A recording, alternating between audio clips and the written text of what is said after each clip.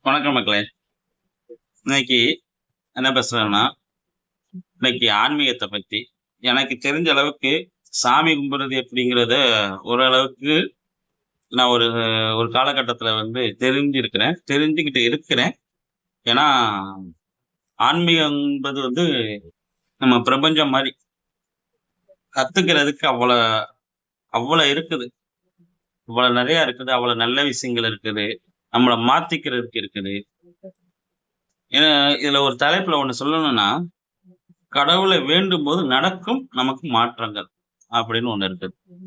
எப்படின்னா, ஒரு சில பேர் கடவுள்கிட்ட போய் கேட்கறாங்க. என்ன கேட்பாங்க? பொதுவா, நமக்கு நல்ல வேலை நடக்கணும். நம்ம குடும்பத்த நல்லபடியா பார்த்துக்கணும். நம்ம குழந்தைகள நல்லா படிக்கிற இடத்துல நல்லா படிக்க வைக்கணும்.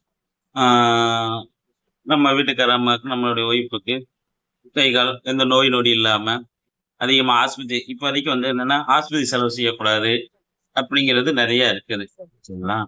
அப்போ எந்த மாரி வேண்டிக்கிறோம் அப்படிங்கிறது ஒரு முறை ஒண்ணு இருக்குல்ல. நம்ம உள்ளார்ந்த மனசோட அதிலேயே இன்னொன்னு என்ன சொல்றாங்க, என்ன என்ன எப்படி வேண்டிக்கிறாங்கன்னா, என்னையும் சேர்த்து தான். ஏன்னா நானும் அந்த மாரி கடவுள்ட்ட வேண்டியிருக்கிறேன். இப்ப அத கொஞ்சம் மாத்தி அமைச்சிருக்கிறேன்.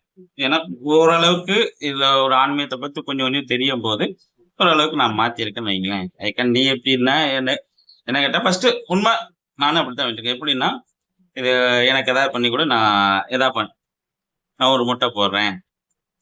ஒரு நேர்த்திக்கடன் போடுறது. இந்த மாரி ஒரு விஷயம். ஆனா, நம்ம வேண்டிக்கிறதுக்கு எப்பயுமே சில விஷயங்கள் கோயிலுக்குள்ள போறோமா, நம்ம வீட்ல சாமி கும்பிடுறோமா, வீட்ல படத்துக்கு விளக்கேத்தி சாமி கும்பிடுறோமா, அப்போ ஒரே ஒரு விஷயம் ஒரு வினாடி, ஒரு செகண்ட்னாலும் நம்ம நெனப்புலயும், நம்ம புத்தியிலயும், நம்ம கண்ணுலயும் பார்த்தீங்கன்னா, இறைவன் மட்டும் தான் இருக்கணும். அப்போ உள்ளார்ந்த நம்ம மனசோட நம்ம வேண்டம்போது, இறைவன் பண்ணி குடுப்பார். கடவுள் நீங்க எந்த கடவுள வேணாலும் கும்பிடுங்க. அல்லாவா இருக்கட்டும், இயேசுவா இருக்கட்டும், சிவபெருமானாவும் இருக்கட்டும். ஏன்னா, எல்லாமே தெய்வங்கள். தெய்வங்கிறது ஒண்ணுதான். என்ன மனிதர்கள் பிரிச்சு பிரிச்சு அப்போ 3 தெய்வங்களும் ஒண்ணா இருக்கும்போது, அது அவங்கவங்க பிரார்த்தனை, அவங்கவங்க வழிபாடுல அவங்கவங்க வேண்டிக்கணும். அந்த 3 வழிபாட்டுலயுமே நம்ம ஒரே ஒரு விஷயம் மனப்பூர்வமா, மனசார, ஒரே மனசா நம்ம சுத்தில உள்ள என்ன நடக்குன்னு தெரியாத அளவுக்கு ஒரு நிமிஷம் கும்பிட்டாலும், அது நல்லபடியா கும்பிடணும் அப்படிங்கிறது தான். சரிங்களா? இப்படித்தான். ஏன்னா, என்னுடைய என்னுடைய அனுபவத்தையே நான் சொல்றேனே. என்னுடைய அனுபவத்துல பார்த்தீங்கன்னா, 2016க்கு முன்னாடி பார்த்தீங்கன்னா, எனக்கு 2016ல கல்யாணம் முடிஞ்சுச்சு. அப்போ 2016க்கு முன்னாடிலாம் கடவுள் நம்பிக்கை, கடவுள் அப்பவும் இருந்துச்சு. பிளஸ் என்னன்னா, இந்த அளவுக்கு ஓரளவுக்கு நல்லா ஃப்ரெண்ட்ஸோட சேர்ந்து செய்ய இப்படி ஒரு ஜாலியான ஒரு டைம். அந்த மாரி ஒரு இடத்துல இருந்துச்சு. ஒரு கல்யாணம் முடிஞ்சோனையும் ஒரு சில கஷ்டங்கள் வந்துச்சு. என்ன கஷ்டம்னா, ஃபைனான்ஸ் ரீதியா. அதாவது எல்லாத்துக்கும் வரும்ல. அதுக்காண்டி கல்யாணம் முடிஞ்சதுக்கு அப்புறம் தான் வரணும்னா அப்படிலாம் கிடையாது. அது எனக்கு வர வேண்டிய டைம் அதனால வந்துச்சு. ஆனா அந்த நேரத்துல நான் ஒரு சில நண்பர்கள் என்ன சொல்லுவாங்க, என்கிட்டயே சொல்லியிருக்கிறாங்க. "நீ அந்த ஒரு பெரிய இழப்புல இருந்து மீண்டு வந்தது பெரிய எங்களுக்கே ஒரு பாடம்டா" அப்படின்னு சொல்லியிருக்காங்க. இன்னொரு நண்பன் என்ன சொல்லியிருக்காங்க, "அது உங்க திறமைனே" அப்படின்னு.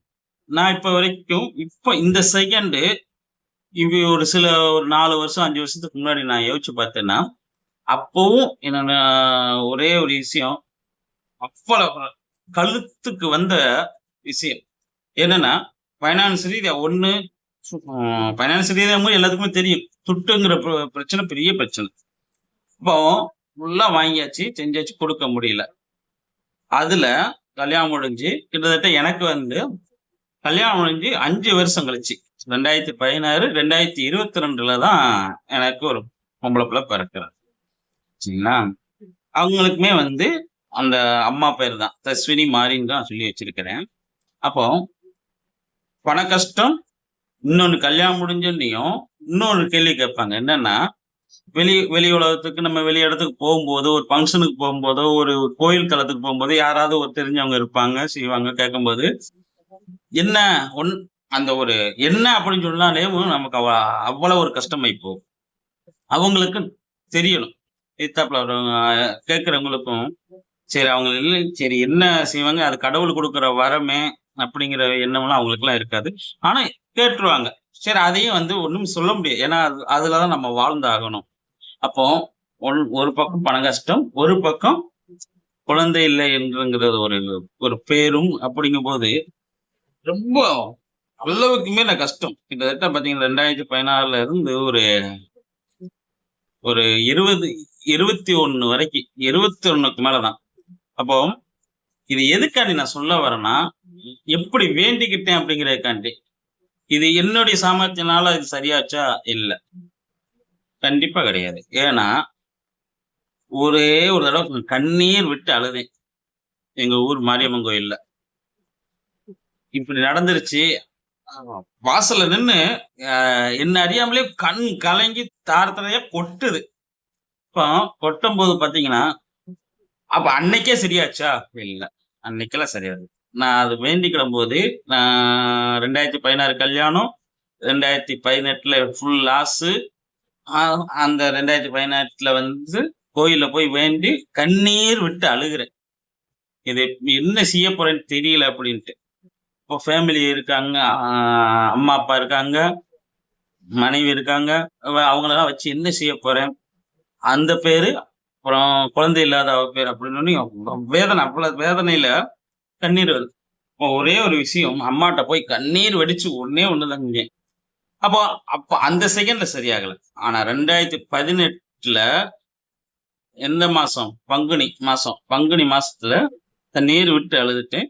2020 2 வருஷம் கழிச்சு எனக்கு முழு பிரச்சனையும் சால்வ் ஆச்சு. இது சில பேர் வந்து முயற்சி இல்லன்னு சொல்லுவாங்க. ஆனா நான் அப்படி சொல்ல மாட்டேன். இறைவன் ஏதோ ஒரு இடத்த எங்கேயோ போய் என்ன கொஞ்சம் தள்ளுறதுக்கு நான் அவர்ட்ட முழுசா என்ன அர்ப்பணிச்சு, என் மனசார நான் அவர்ட்ட போய் சொன்னேன். சாமிட்ட போய் சொன்னேன். அப்போ எதையுமே வந்து நம்புறதுல முழுமையா நம்பணும். நம்புறதுலயும் முழுமையா நம்பணும். 1. இன்னொன்னு உன்னுடைய ஆணவம், அகங்காரம் எல்லாமே விட்டுட்டு நீயே கெதின்னு சொல்லி கண்ணீர் விட்டு அழுகிறது 1. சரிங்களா? இந்த கண்ணீருங்கும்போது இன்னொன்னு வருது. அத நான் வீடியோ முடிய போறதுல சொல்றேன் நானு. சரிங்களா? அப்போ அழும்போது பார்த்தீங்கன்னா, அந்த 2 வருஷத்துல என்ன பொறுத்த அளவுக்கு நான் நெனச்சது வந்து, இந்த அத்தனை 2022ல பாப்பா பிறந்திருக்கிறா. அப்ப கரெக்ட்டா 2021ல எனக்கு பிரச்சனைகள் அப்படி படிப்படியா ஜூ மந்திரம் மட்டும் போட்ட மாரிலாம் ஆகாது. யாருக்குமே எனக்கு மட்டும் இல்ல, யாருக்குமே அப்படி ஆகாது. ஆனா முழுமையா வேண்டிக்கணும். வேண்டிட்டா மட்டும் படிப்படியா 2018ல கண்ணீர் விட்டு அழுதும்போது, அப்போ படிப்படியா ஒவ்வொரு பிரச்சனைகளா குறைஞ்சுக்கிட்டே இருக்கும்.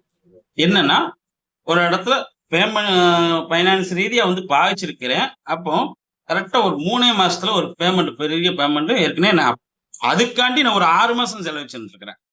இப்போ அந்த ஒரு ஒரு அமௌண்ட்டுக்காண்டி 6 மாசம் நாயா பையன்னு அலைஞ்சேன். அலைஞ்சிட்டு கரெக்ட்டா வேண்டியிருக்கிறேன். வேண்டி கரெக்ட்டா ஒரு 3 மாசம் 4 மாசத்துக்குள்ள அந்த பேமெண்ட் வருது. அப்போ அதுவும் வெளியில வாங்குனதான் அதை கட்டணும். பிளஸ் ஆனா என்ன, இங்கிட்டு பின்னாடி இருக்கிற ஒரு கழுத்தா முடியா இருக்கிற ஒரு பிரச்சனைகள முடிக்கிறதுக்கு தயாராச்சு. அப்போ அடுத்த பிரச்சனை அடுத்த கட்டம். இப்படி சொல்லி 2022ல 75% ரிலீஃப். சரிங்களா? ரிலீஃப் ஆகி அப்புறம் 2021ல பாப்பா ஜனிக்கிறா. அப்போ செப்டம்பர் சரியா ஞாபகம் இல்ல. ஆனா அவ பிறந்தது 2022 செப்டம்பர் மாசம். சரிங்களா? அப்போ இறைவன் நமக்கு வேண்டுதலுக்கு மேற்ன அதிகமா நமக்கு குடுக்குறாங்க. நம்ம தான் அதுல உண்மையா இருக்க மாட்டோம்.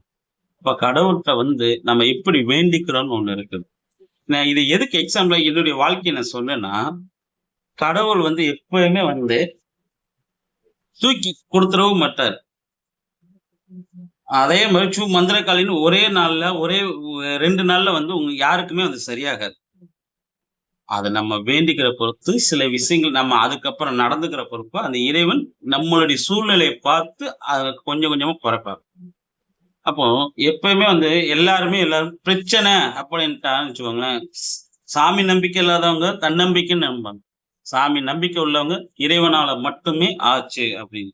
நான் இறைவனால மட்டும் தான் இதுக்கு உண்டான சாத்தியம். நீ இப்ப நல்லா இருக்கிறதுக்கு ஒரு வழி. நல்லா இருக்கு, சூப்பரா இருக்கிற. ஒண்ணும் பிரச்சனை இப்போ இருக்குது. ஆனா, கழுத்து வரைக்கும் கழுத்த கொண்டு போய் போற அளவுக்கு பிரச்சனைகள் இல்ல. இருக்குது. ஏன்னா அம்மா, அப்பா கூட இருக்கிறாங்க. பாப்பா பிறந்திருக்கிறா. 2022 இப்போ கிட்டத்தட்ட 4 வயசு ஆச்சு. அப்போ மனைவி இருக்காங்க. அப்ப அவங்களுக்கு உண்டான செலவு, நல்ல வரவு செலவு இருக்குது. போறதுக்கு நல்லது கெட்டது போடணும். கோயிலுக்கு கூட்டு போணும். அம்மா, அப்பாவுக்கு வந்து மாத்திரை செலவு, ஆஸ்பத்திரி செலவுன்னு நெறைய பார்க்கணும்.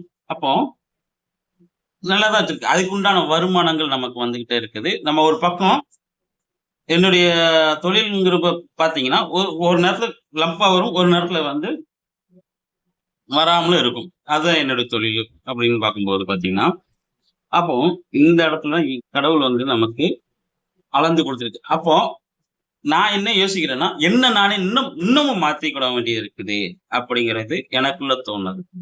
ஏன்னா, ஏதோ ஒரு இடத்துல இன்னமும் தப்பு பண்ணிட்டு இருக்கிறேன். ஏற்கனவே இதுக்கு முன்னாடி தப்பு பண்ணாதான் ஒரு பெரிய ஃபைனான்ஸ் ரீதியா கஷ்டம்.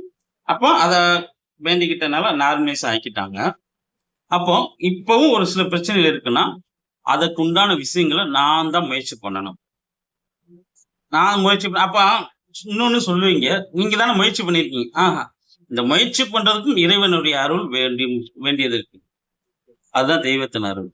ஏன்னா, நம்ம ஒரு விஷயத்த இறைவன்ட்ட வேண்டும்போது முழு மனதோடும், உள் அரவணைப்போடும், நம்ம தகப்பனையும், நம்ம பெத்த தாயவும், பெத்த மகளையும் எப்படி ஒரு அன்போட பார்க்கிறோம். ஒரு சந்தோஷம் இருந்தா எப்படி பார்க்கிறோம்.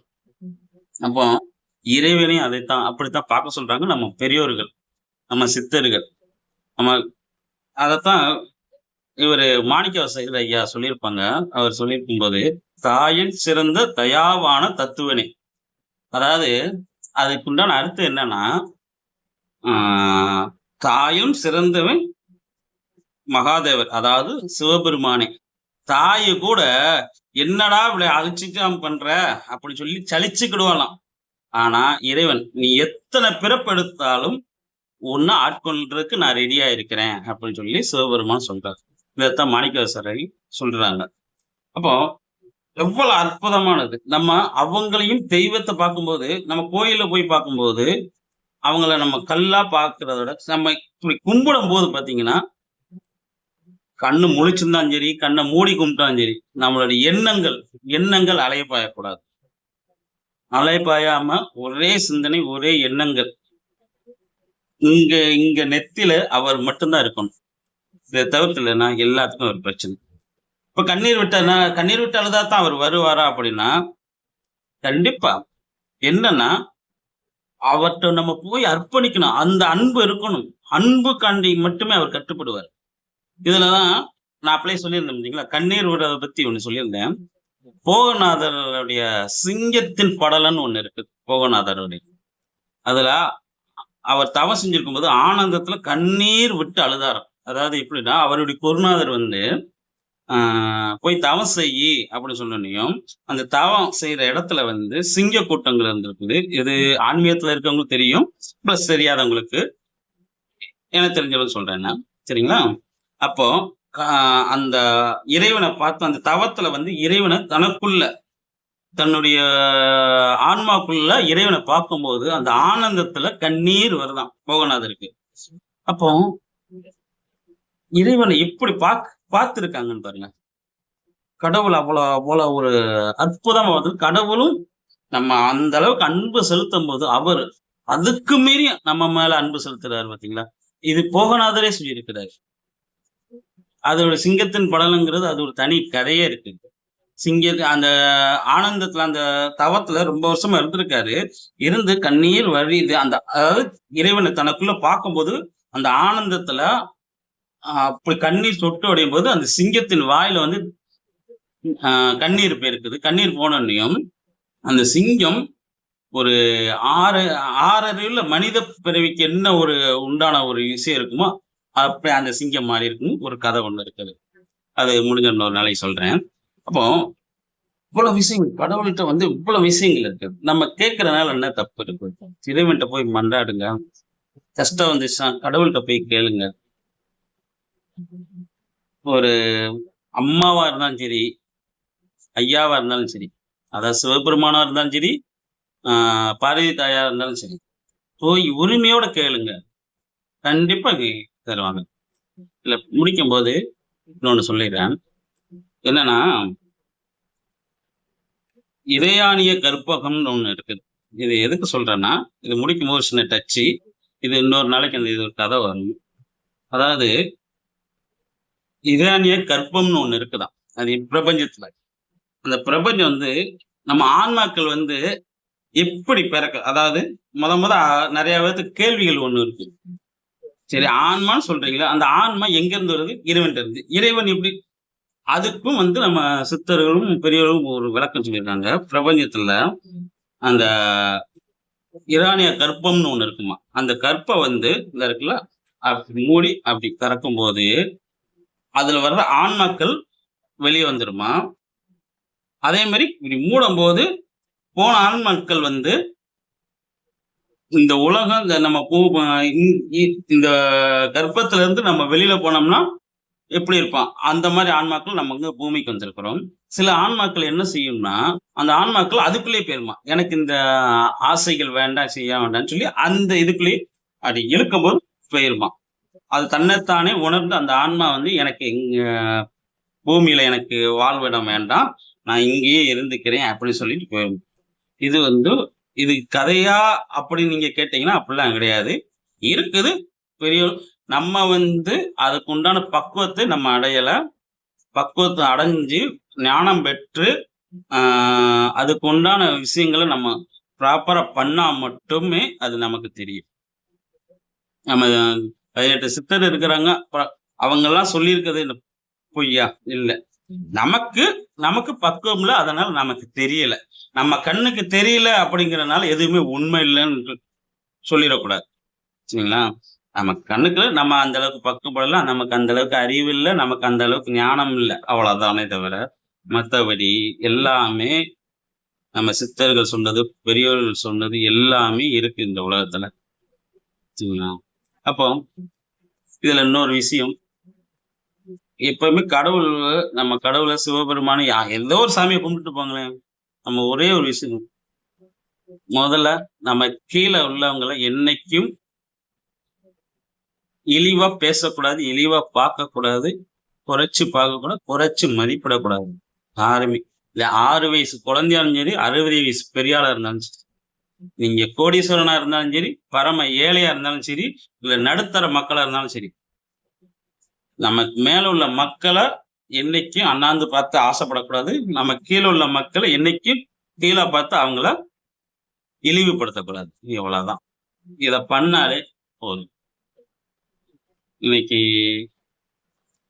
18 நிமிஷம் போயிருச்சு. சரி பார்ப்போம். இன்னொரு வீடியோல அடுத்தடுத்து எனக்கு இந்த திருவாசகத்தை பத்தி போடணும்னு ஒரு எண்ணம் இருக்கு. திருவாசகத்துல உள்ள பாடல்கள, அதோடைய அர்த்தங்கள படிச்சுக்கிட்டு இருக்கிறேன். பிளஸ் இன்னொரு நாளைக்கு கண்டிப்பா முடிஞ்ச அளவுக்கு நான் போடுறதுக்கு முயற்சி பண்றேன். கண்டிப்பா அடுத்தடுத்து வரதுல ஆன்மீகத்தை வந்து கொஞ்சம் நிறைய பேசுவேன். வேற என்ன? சப்ஸ்கிரைப் பண்ணிருங்க. ஃப்ரெண்ட்ஸ் அண்ட் ஃபேமிலிக்கு ஷேர் பண்ணிருங்க. லைக் பண்ணிருங்க. வேற என்ன? இன்னொரு நாள் சந்திப்போம். நன்றி, வணக்கம்.